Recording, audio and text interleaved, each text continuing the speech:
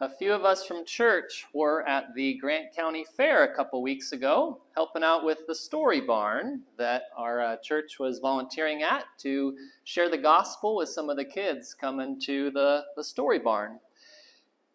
And what we like to do was Shirley would sit down and talk to the kids, and then another person from church and I were standing talking to the parents. And so as the kids were over there in the corner, as I was talking to a couple of the parents, we heard a loud, "Jesus," from one of the kids. And then me and the parent kind of kept talking a little bit more, and then we hear another, "Jesus." And we're kind of chit-chatting some more, and we hear another loud, "Jesus," from the little girl that Shirley's talking to. And eventually the mom admits, "My 3-year-old and 4-year-old already know the right answer to every question is Jesus." And kids usually learn that if they've been in church or talking to Shirley, sharing the gospel there. They learn that the right answer to most questions is Jesus. And while we say the right answer to questions is Jesus, what would be the right response to Jesus if he showed up and was in front of us? And to take that a step further, not only what would be the right response, but how would other people respond when they see us respond to Jesus, if they see us responding to Jesus?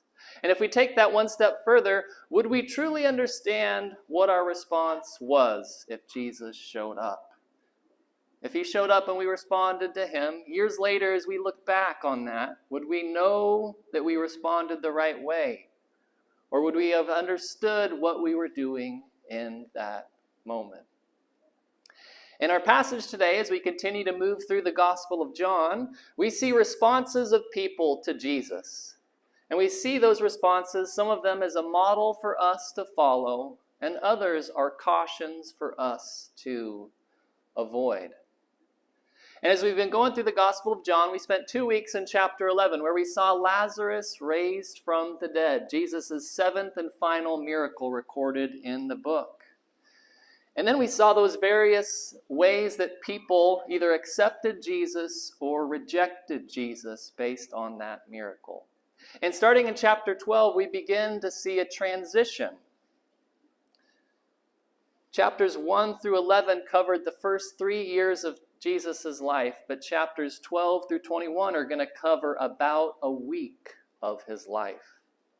The timing slows down drastically, and John starts to record lots more details about this last week of Jesus' life.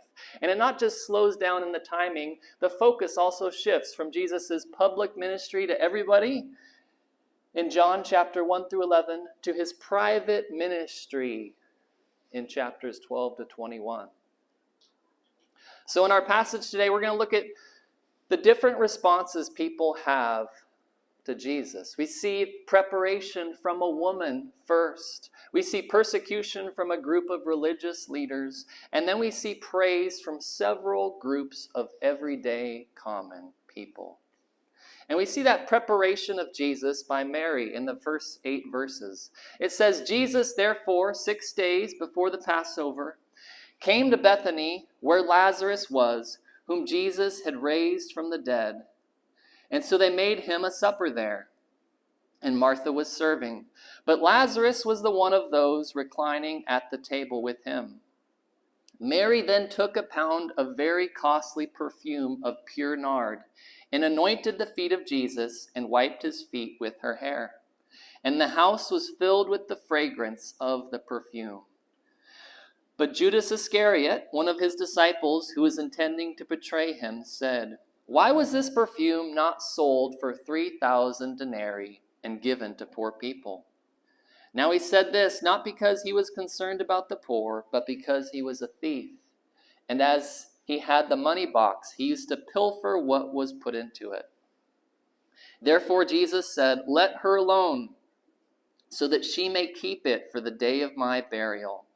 For you always have the poor with you, but you do not always have me.'" So the text tells us this is 6 days before the Passover. So it's probably Saturday, as we understand the days of the week, at least from our point of view as Protestant Christians. It's probably Saturday. And they're in Bethany. Now, we learned last week that in Jerusalem, Jesus had his picture posted at the post office as that most wanted person that the religious leaders all wanted to get. But in Bethany, Jesus is treated like a king and offered a dinner. He's welcomed and accepted. And the text says that they made him a supper there. These people have organized a dinner for him. Now, some people would say this same dinner is the same one that's described in other Gospels that was held at Simon the leper's home, which means if they're having dinner at a leper's home, Jesus has already healed the leper. He wouldn't have dinner at a leper's home. So Jesus has healed a leper. He has raised Lazarus from the dead, but the supper isn't prepared for the two guys that were healed. It's prepared in worship for Jesus there. And the focus here is on the woman, Mary, and her reverence for Jesus. We see a pound of perfume that she gives to Jesus. 12 ounces was a Roman pound of costly perfume of pure nard, and anointed the feet of Jesus, and she wiped his feet with her hair. Mary is figuratively putting flowers on Jesus' casket before he's even dead. Because in ancient times, they didn't have a way to embalm a body. They didn't have freezers where they could preserve a body. So what they would do when someone died is they would rinse the body and clean it, and then they would cover it in perfume and oil to preserve it and keep it from smelling until they could bury it. And what Mary is doing here is she's preparing Jesus' body with this perfume before he has even been killed. So we see this perfume that she gives, but we also see her position as a slave at his feet. Being at someone's feet and cleaning someone's feet was the job of a slave, not of a friend, which Mary was. To touch someone's feet was degrading in their culture. Mary's got no dignity now, and she takes her position as a slave at Jesus' feet. And while she gives that pound of perfume, she takes her position at his feet. The place begins to fill up with the fragrance of the perfume. John was probably there and could smell it. If you ever walked through the perfume section, maybe of Macy's, you can understand how perfume can kind of just fill up a place. And sometimes it even sticks to you as you go other places and people come close to you and can smell it. But we're reminded here that through Mary's actions, one commentator says, a loving heart judges no offering too precious for Christ. Publicly, we've seen how the chief priest, Caiaphas, the Sanhedrin, and others are preparing to kill Jesus publicly, but privately, Mary is here preparing Jesus for his death. What she really is doing is worship. She's worshiping Jesus. And our word for worship comes from the Old Testament and New Testament, which means to bow down or to prostrate yourself before God. In the Old English, it came from the word worthship, meaning what you worshipped was worthy of worship. And in the New Testament, it's described as something we do together corporately as a congregation, or we can worship individually. To worship means we give reverence offered to a divine being. It's extravagant respect or admiration for or devotion to an object of esteem. Charles Swindoll talks about worship here of Mary. He says, worship should be an outpouring of complete devotion, holding back nothing, expressed by a sincere heart, which is what we see Mary doing here to Jesus. But Mary was misunderstood and criticized. As soon as that perfume reaches Judas's nose, he speaks up and criticizes her.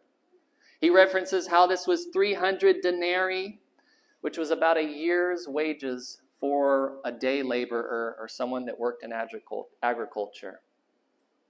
And Judas speaks up in jealousy, not because he thinks that money should have been used for good, but because he now sees that could have been money I could have taken for myself if it was given to me, to us.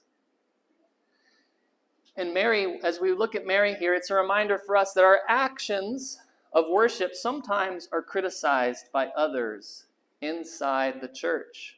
Sometimes that criticism that we have as Christians comes from outside the church, and we can usually accept that, and that's a little easier to handle.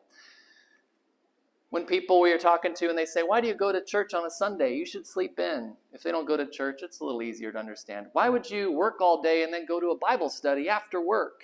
They don't understand. Those type of criticisms we can accept for people that are outside of the church. It's a little easier for us to shake those off.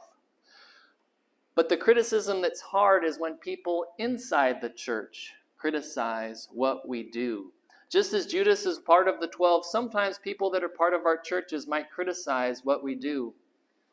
And sadly, that's often criticism that's given to people in the church that want to do outreach or maybe change the way things are done in a church to reach new people. Those usually are the folks that are criticized in churches.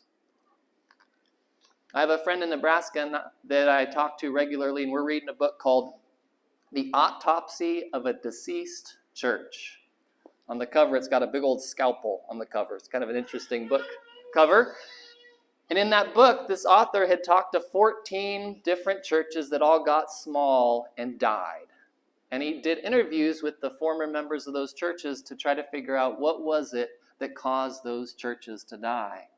And one of the significant things was that there were people in the churches that noticed things were changing and maybe wanted to make subtle changes in the church. But those people were often criticized and put down and ignored. And as a result, those people left the church to find another place to worship. And that was one of the reasons that the church died. And those are the people sometimes that experience that criticism and go find another church. And that story of Mary is just one of those good, righteous acts of worship aren't always accepted by everyone in the church. But that criticism doesn't just come from inside the church. We see in the next 3 verses that criticism of our worship sometimes comes from people outside of the church. Starting in verse 9. The large crowd of the Jews that learned that Jesus was there, and they came not for Jesus' sake only, but that they might also see Lazarus, whom he raised from the dead. But the chief priests planned to put Lazarus to death also, because on account of him, many of the Jews were going away and were believing in Jesus.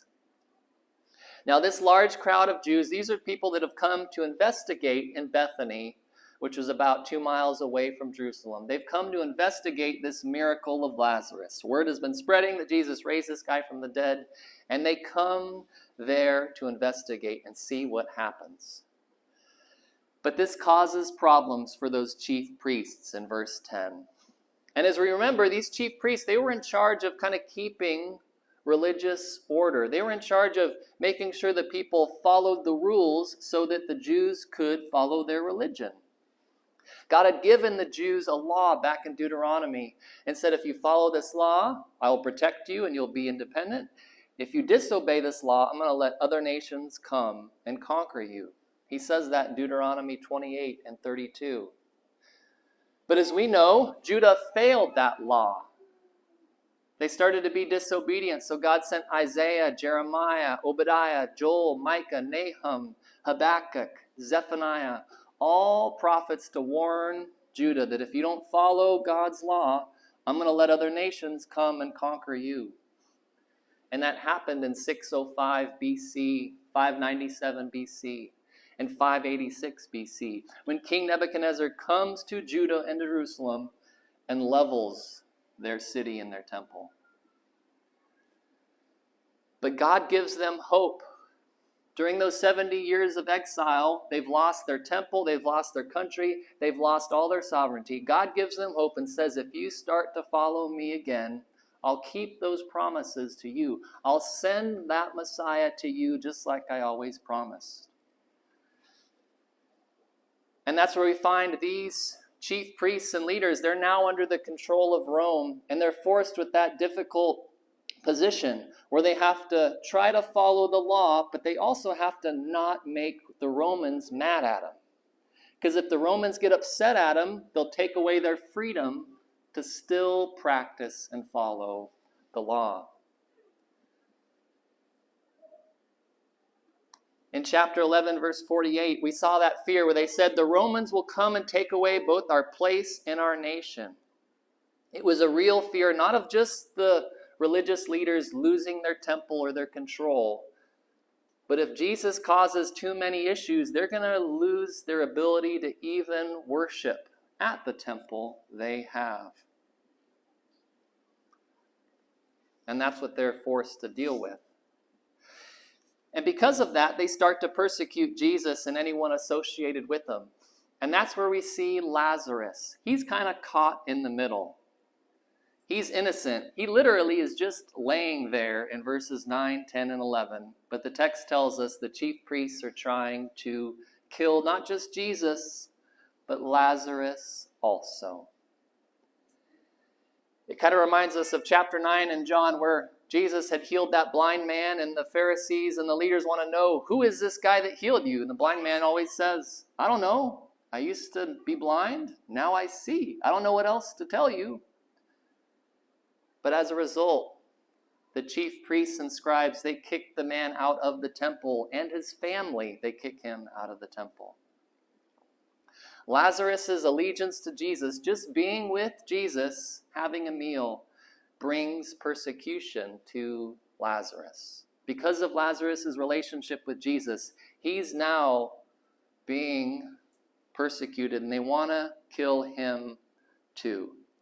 Which kind of makes you laugh a little bit, because Jesus already brought him back from the dead, and their solution is to kill Lazarus again. Okay, if that's your plan, interesting, but that was their plan.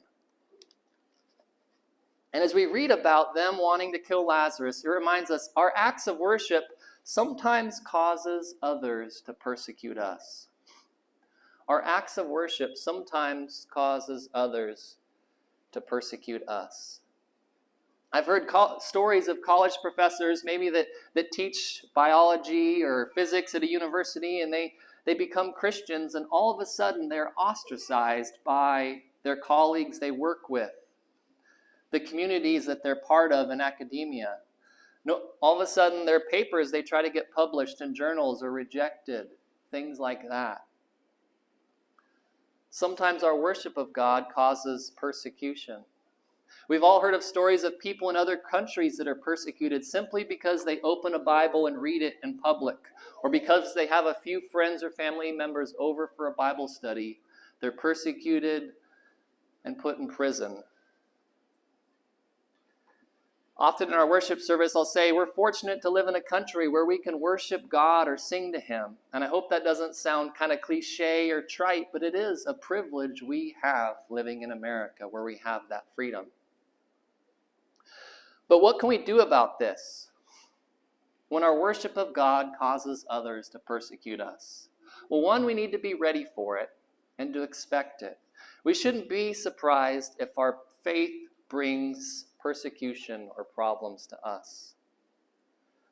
I referenced how our church went with Child Evangelism Fellowship to the fair and got to share the gospel there. That's a great privilege we have. We might not always have that privilege. There might be a day where they say, we're not going to let you do that. We need to be ready for those things to happen. Last year, an attorney contacted our church saying, I heard that you had submitted some flyers to a school district and they didn't, distribute your flyers. I want to know more about that because there's some other Christian groups that didn't have their flyers distributed either. I said, well, it doesn't surprise me that they didn't have their flyers distributed for their Good News Club. Christians, we're no longer the majority in our culture. We're the minority, even here on this side of the state. So we need to be ready for that persecution, but we also need to fight for the equality that non-Christians and atheists and agnostics all want for everyone, but sometimes try to deny people with Christian beliefs. Just this year, we heard about that football coach for a high school that would pray after the football games. and he eventually lost his job, and he took the schools to court, and he eventually won. Because in his opinion, I'm just expressing my personal faith and belief. And shouldn't I have that right within a public school to express my personal belief?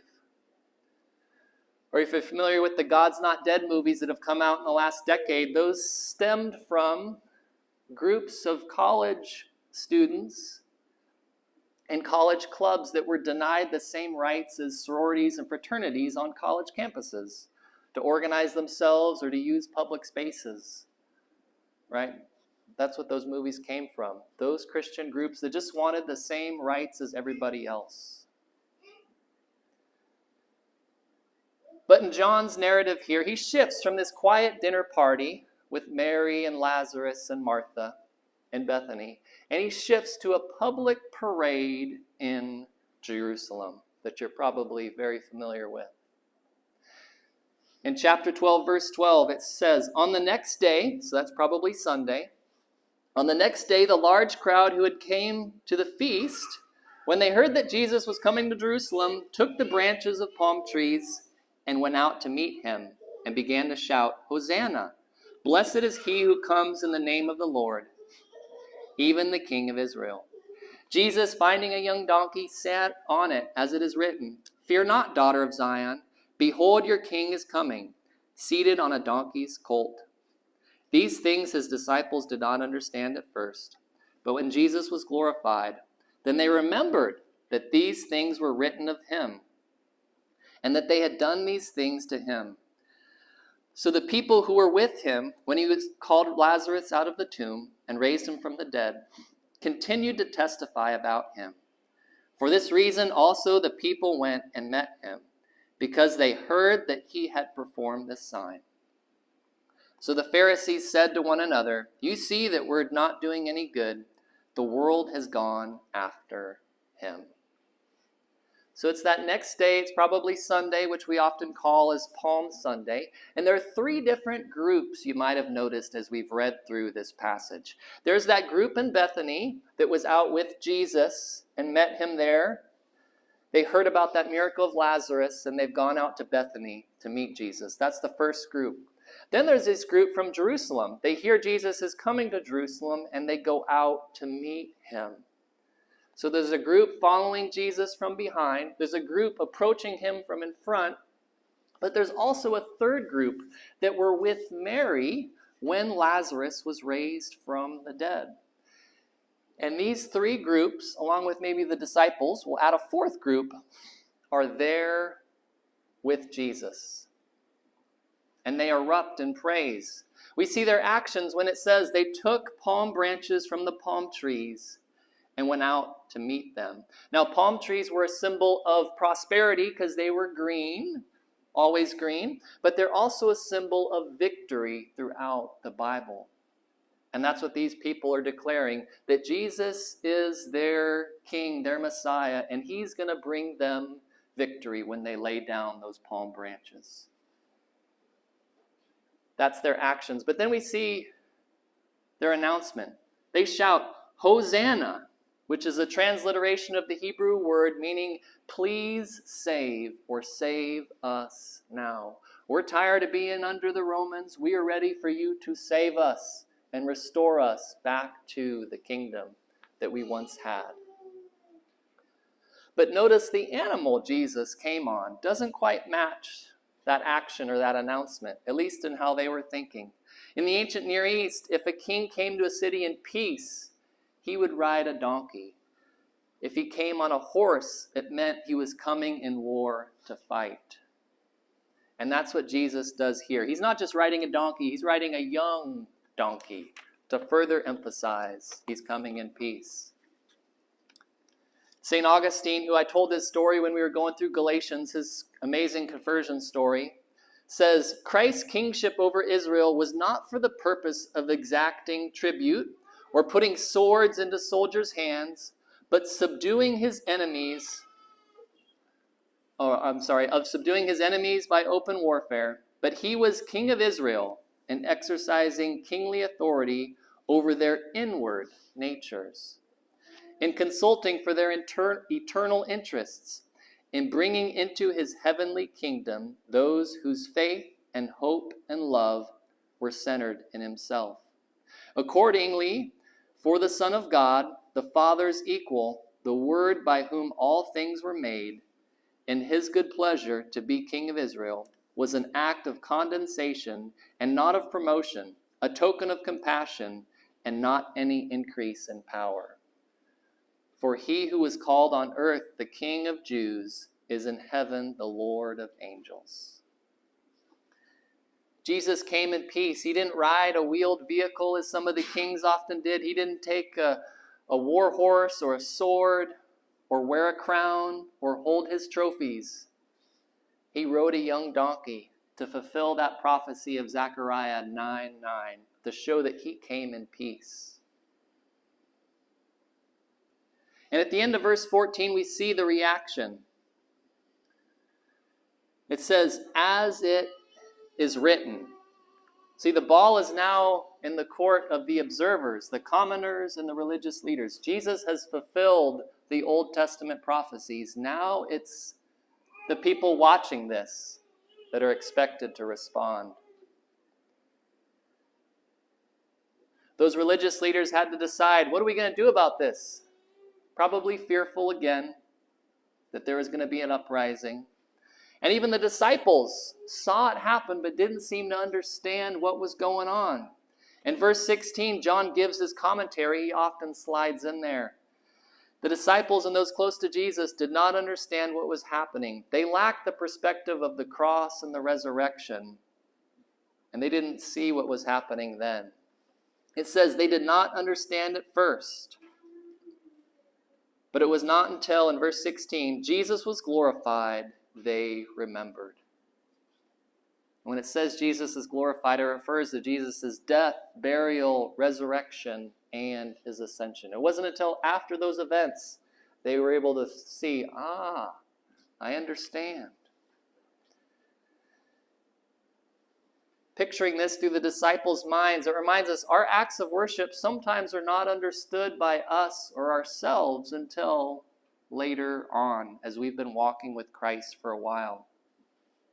One of our friends in California was a guy named Kerry LBC that worked for a couple decades as a cop, as a police officer. And his wife, him and his wife came over for dinner once, and I asked Kerry, how did you end up attending our church, or what's your story? And he told me his conversion story about how his wife was deathly ill in the hospital. And Kerry said, God, I've always believed in you. I've never been to church. I've never read a Bible. But if you will heal my wife, I will serve you and commit to do whatever you want of me, he said. And God healed his wife. And a little while later, Kerry gets a phone call from his good friend Steve. And Steve said, I'm going to start this group called Celebrate Recovery at our church, where we're going to gather 50 or 60 people each Wednesday night. And it's people that are struggling with addictions of alcohol and drugs. And we're going to do ministry to people that have been addicted to drugs and alcohol. And he said, Kerry, I'm scared to talk in front of people, but I know you are really good with the microphone. So Kerry, would you be the MC every Wednesday for my Celebrate Recovery group? To which Kerry said, that's great. Sure, I'll help you, Steve. I told God I'd do whatever he wanted me to do. So Kerry gets up there with the microphone and realizes out of the 60 people in this room, he has arrested about 15 of them. 10 of them more than once. But he realized, I told God I would do whatever he wanted me to do. My worship of God will be whatever it takes because he healed my wife. Sometimes we don't understand that worship in the moment. And even as we follow Christ, sometimes we say, I'm going to place my faith in you, God, for salvation. But then 5 or 10 or 15 or 20 years later, he starts to show us, and the Holy Spirit starts to show us some of our weaknesses and our struggles and the way we need to grow. He might reveal to us some of the things we watch maybe are not God-honoring, like R-rated movies or things like that. Maybe how we use our money doesn't honor God the way it should, where we spend every single penny we get as fast as we could. Maybe how we talk with our foul language or our gossip doesn't honor God. Or maybe how we spend our time doesn't honor him either. We place our faith in Jesus at one time and we say, God, I'll worship you. But sometimes 5 or 10 or 25 years later, he's still showing us how that worship looks different. So as we wrap up our time together, we've seen in this passage the appropriate responses to Jesus and how those responses are a response of worship. And we worship Jesus because he's the Son of God. He's God in the flesh, fully God, fully man. And that worship leads to actions of service that sometimes get criticized by people inside the church. Sometimes our association with Jesus and just being with him and following him brings us persecution and criticism from people outside the church.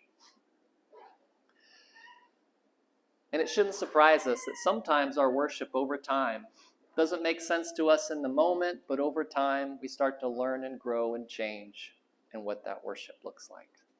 Let's pray.